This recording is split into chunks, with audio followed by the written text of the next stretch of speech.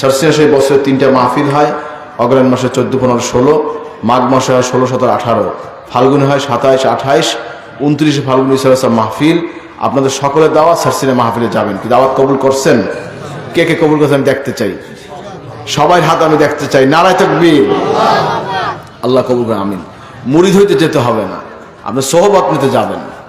Sarcina যাবেন, 3 দিন থাকবেন। অনেক পথহারা মানুষ, আপনার বাড়ির পাশে যে লোকটা খারাপ, এই খারাপ যুবক ছেলে যেটা নামাজ পড়ে না, রোজা রাখে না, পর্দা করে না, মদ খায়, জুয়া খেলে, সিগারেট খায়, হারাম খায়, খারাপ কাজ করে, সেই ছেলেটাকে নিয়ে মাঠে ছাড়িয়ে দেবেন। হেদায়েতের মালিক কে? বলেন, হেদায়েতের মালিক কে? আল্লাহ হেদায়েতের মালিক। আল্লাহ পাক কাকে যে কখন পরিবর্তন করে দিবেন সেটা আপনিও জানেন না। কোনো মানুষকে হেদায়েত করতে পারে না। সবাই পারে তালিম দিতে, নসিহত করতে, আল্লাহ পারেন হেদায়েত করতে। বলেন না সুবহানাল্লাহ। খেয়াল রাখবেন, বিশেষ করে আজকে যারা নবী সাল্লাল্লাহু আলাইহি ওয়াসাল্লামকে মহব্বত করে, নবীজির নমুনা যারা চেহারা করে ওয়াদা করেছেন, আপনাদেরকে আমার খাস দাওয়াত, আপনার সার্সিনা মাহফিল ইনশাআল্লাহ যাবেন। সার্সিনা মাদ্রাসা লিল্লা বোর্ডিং, 3,500 করে লিল্লা খেয়ে ছাত্র পড়াশোনা করছে। বছরে প্রায় 6,500 উপরে চাল লাগে।